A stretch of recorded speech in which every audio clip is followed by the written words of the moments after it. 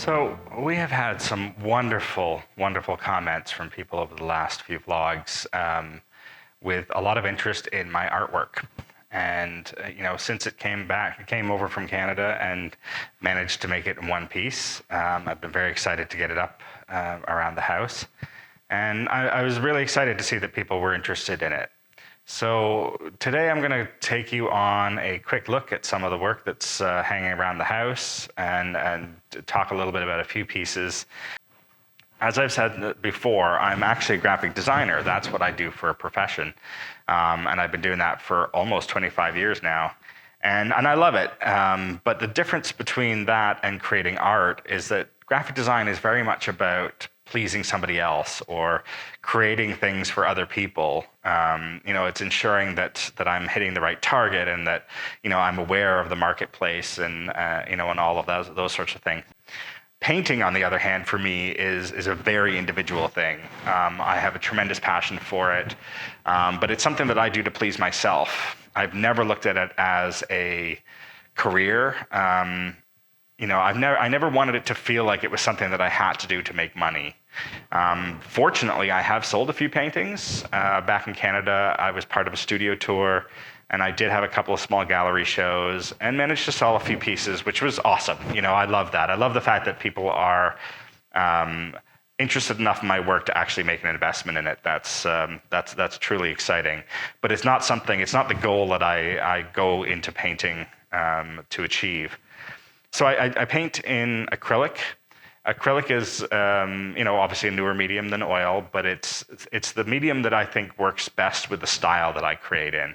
I like to work really quickly. I like to be able to build my paintings from the back forward so I can layer color and layer texture. And acrylic just does that for me. I've tried other materials. I've tried working in oil. I found it was too long for me. The process was too long. So, I decided acrylic is the one for me. I'm going to start with this piece because it's one of my favorites ever since I finished it. This piece actually is on a canvas that I've had since high school. There's 2, maybe 3 other started paintings that are underneath this one. But this was a photo that I took in Thailand. It's the rice fields north of Chiang Mai. We did a 3-day trek. And I clearly remember walking this path all the way past the little hut and up into the hills there.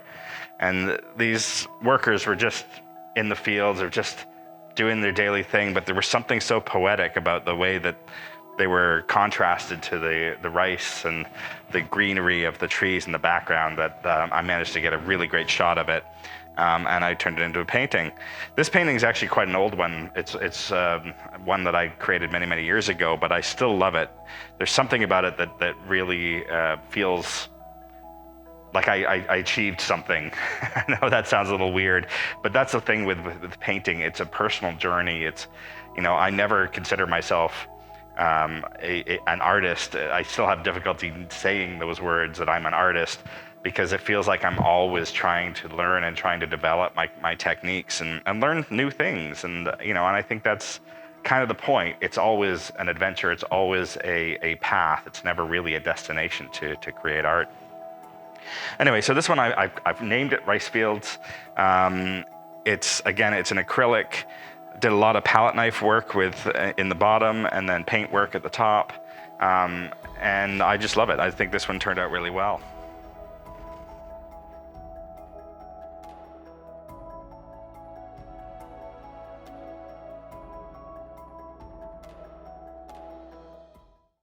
I also paint mostly on canvas. I prefer canvas to board. Board I find a bit stiff. I like to have the flexibility of canvas as I'm working it. I tend to be a bit of an aggressive or enthusiastic painter at times, using palette knife or bold strokes as much as I can. For me, it's about creating a sense of energy in the work, and I think that comes across, at least I hope it comes across, with the brush strokes and the techniques that I use. This is a much more recent piece. It's something that I was working on right before we moved over to France. So I've done 3 pieces that are similar to this from the same area. Where we were living in Fergus, Ontario, there's a lovely park, the Confederation Park, that's right along the river, the Grand River, and our house was just up from there. So I used to love walking down through there in the mornings, and I kept capturing these great photos of the area and bringing them back. So I decided to create some work from it. The collection of cedar wood trees that were in this forest that created this amazing light effect coming in from the sun. All of this painting, actually, apart from the background, the softness of the background you see up here, is actually done with a palette knife. And this is something that I've been working a lot with in more recent years. Being able to create these wonderful angles and the play of light with a palette knife makes it really interesting and textural, and gives that sense of energy to it. So there you go. This is Confederation Park in Fergus. I do tend to stretch my own canvases, so you'll see most of these are frames that I've made myself, so wood frames that I've made myself, and then I've stretched canvas over top of them. That's just a personal preference of mine. I like the idea that I'm sort of starting by building it myself with my own 2 hands, and then essentially building the stage and then painting on top of it. As I say, personal preference, but it's something that I've always done, and I probably will continue to do. It also allows me to do all sorts of sizes, and I work everything from tiny little pieces like this little guy to I think the biggest piece I've done so far is about 5 foot by 4 foot. So this monstrous piece is probably the biggest piece that I've created to date. Well, it is the biggest piece I've created to date. This was a man who was weaving cactus silk in Morocco, in Marrakech, actually. In Fez. The idea here was to capture that sense of him working. So, you see the hand blurred out here as he's throwing the shuttle through the loom to create the silks. And the other thing again goes back to texture and to fabric. So I really wanted to create that sense of texture that you see in the cactus silk. There's a shine to it that was a little difficult to capture, but that was the challenge that I had set for myself, was to see whether or not I could create that sense of texture. But it really, I think, again, captures that sense of depth to it. You sort of see back beyond that loom to pieces that are hanging way in the back there, and then it comes forward to see these amazing, colorful fabric swatches or scarves that he was creating. As far as the subject matter of my work goes, most of the work that I do is actually photos that I've taken whilst traveling. We've been very, very lucky to be able to travel quite a bit. I've done parts of Africa, parts of South America, parts of Asia, and parts of Europe as well, and of course North America. And what I do is I tend to take a lot of photographs when I travel, and a number of those photographs are with an eye to creating a painting out of it. A lot of the work that I create is very personal to me. It's very much my memories of travel and times in my life. This is another early piece that I created. I called it Elephant in the Grass, for obvious reasons. It's an elephant in the grass. This one was actually a photograph I took in Africa, in Kenya, in the Amboseli National Park. So what you see as the dark background there isn't actually sky. It was Mount Kilimanjaro in behind. It was starting to cloud over that day, so we did get this rather moody feel. And I just wanted to capture that sense of light and depth. One thing that I like to do in my work is really create that sense of depth. I want to make sure that the pieces feel like you could walk into them.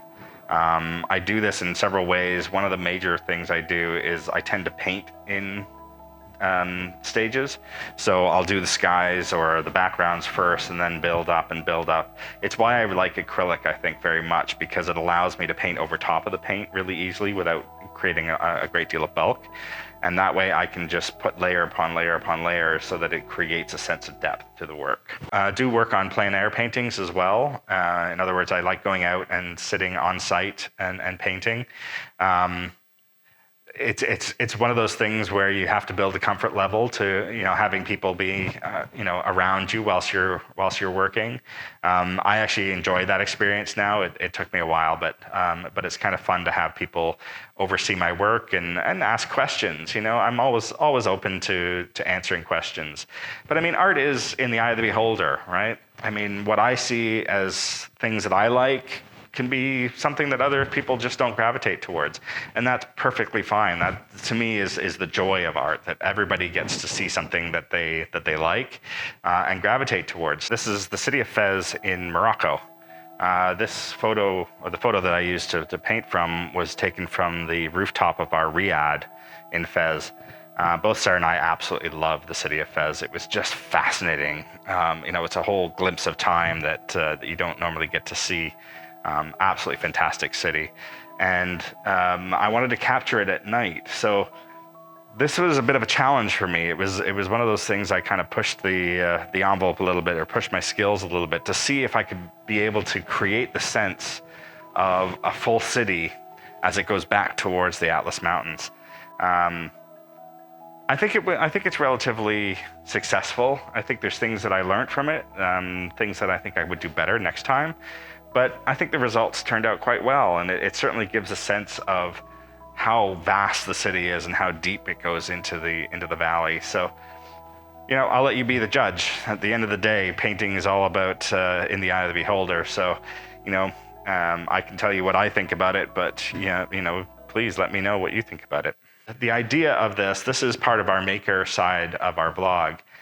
And as I create new work, I will certainly take you along on the journey. I will show you the studio as we're building that as well, my painting studio, which I'm really looking forward to. It's in progress, and I'm hoping sometime soon I'll be able to get in there and actually start creating work again. This was a really quirky piece that I decided to have a little fun with. I had this board, and it's wood panel.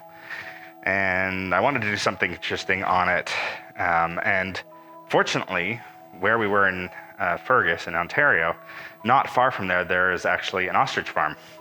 So I decided to go down there one day with my camera and just take a bunch of shots of ostriches, because, you never know when you're gonna need a photo of an ostrich. And I had this board in my canvas, in my studio, and I didn't know what to do with it. And I thought, I wanted to create something big and bold and simple, but I also thought that the ostrich itself needed a little bit more space. So I took the board, being a square board, turned it on its 45-degree angle, and created a piece that was done in more of a diamond shape. And it turns out really kind of fun. One of the other things that I've started doing a bit more of in recent years is more portraiture. Or at least figurative and working with people. And I'm actually really enjoying that. I love being able to try and create that expression and glimpse of time. And one of the things I've been doing recently is, as I'm traveling, I'm taking quick photos of interesting people. This actually was a gentleman who was in a shop in Florence, in Italy. And he was there with his wife, and she was buying up the store, and he was just sat there in this amazing dapper dress, wonderful coat. He's got these leather gloves, and he's sitting in this couch with all this amazing fabric around him, and he's just got that look on his face. Oh God, she's spending more money. And there was a moment there that I just really wanted to capture. So this one I call the Florentine Man. One of the things I really wanted to do was try and capture all of that wonderful fabric and the brightness of the color, and and have him sat within all of that color. So hopefully that's what happened. I'm really excited about it. I think it turned out really nicely. I actually ended up using a bit of gold paint, which is something that I haven't done a ton of, but actually metallic gold paint. And I've done that a couple of times just to create a little bit of glint of light. I find even mixing it with other colors works really quite well, just to give it a bit of shine to it. So anyway, this one's the Florentine Man. This piece I created from a photograph that I took in Peru. This is of a lady who is weaving on a traditional loom that's actually strapped around their back and attached to a pole. And they're just running a shuttle through there to create the fabric piece and making these amazing ponchos out of them. I also came up with something interesting for this one. So the background texture and the ground texture, I used a wire brush and dipped that in paint and created this effect.